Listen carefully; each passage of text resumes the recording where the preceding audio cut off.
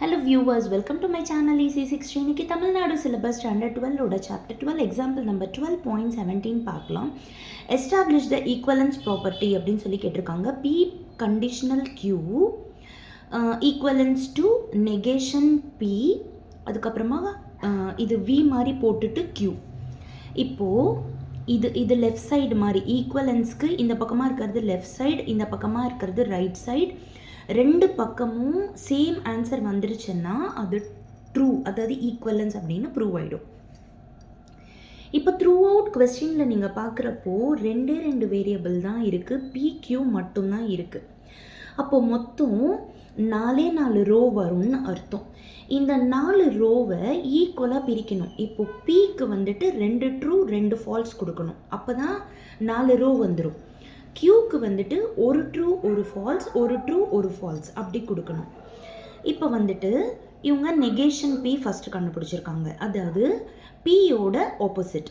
அதாவது இங்கே ட்ரூ இருந்தால் நெகேஷன் Pயில் ஃபால்ஸ், இங்கே ட்ரூ இருந்தால் நெகேஷன் Pயில் ஃபால்ஸ், இங்கே ஃபால்ஸ் இருந்தால் நெகேஷன் Pயில் ட்ரூ, இங்கே ஃபால்ஸ் இருந்தால் நெகேஷன் Pயில் ட்ரூ. அடுத்தது P conditional Q. P conditional Q வந்து எப்போ ஃபால்ஸ் வரும்னா ட்ரூ ஃபால்ஸ் வந்தால் தான் ஃபால்ஸ். அதாவது P கண்டிப்பாக ட்ரூ, Q கண்டிப்பாக ஃபால்ஸ் வந்தால் தான் PQ வந்து ஃபால்ஸ் ஆகும். இப்போ இங்கே ட்ரூ வந்ததால் இங்கே ட்ரூ தான், இங்கே ட்ரூ ஃபால்ஸ் வந்ததால் இது ஃபால்ஸு, ஃபால்ஸ் ட்ரூ வந்ததால் ட்ரூ, ஃபால்ஸ் வந்ததால் ட்ரூ. ஒரே ஒரு ஃபால்ஸ் தான் வரப்போகுது. எப்போ ட்ரூ ஃபால்ஸ் வந்தால் மட்டும்தான் ஃபால்ஸ், மற்ற எல்லாமே ட்ரூ தான்.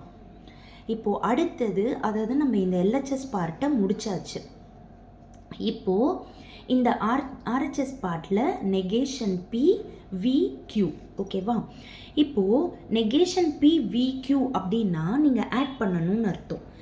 அதாவது இப்போது Qவையும் நெகேஷன் Pவையும் நீங்கள் ஆட் பண்ணணும். ட்ரூவை வந்து 1 மாதிரி எடுத்துக்கோங்க, Fஐ வந்து 0 மாதிரி எடுத்துக்கோங்க, Vன்னா ஆட் பண்ண போகிறீங்க. 1 + 0 1 வந்துடும், 0 + 0 0, 1 + 1 1, 0 + 1 1. 1 வர இடத்துலலாம் ட்ரூ போட்டுருங்க, 0 வர இடத்துலலாம் ஃபால்ஸ் போட்டுருங்க. இப்போ இது ரெண்டுத்துக்குமே சேம் ஆன்சர் வந்ததால் இது ரெண்டுமே ஈக்குவலன்ஸ் அப்படின்னு ப்ரூவ் ஆயிடுச்சு. ஓகேவா? Thank you viewers.